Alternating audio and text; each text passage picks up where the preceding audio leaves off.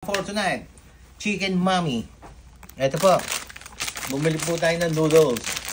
Ang pangalan po niya, Trident. Team noodles, egg noodles. Pakita ko po sa inyo yung loob. Parang noodles din sa atin niya sa Philippines. Wow, sarap niya. Tapos, siyempre, pinakamasarap, may itlog, nilaga. Nilaga ako na po ito. Yung gulay natin, pechay bagyo, green, sibuyas mura, spring onion.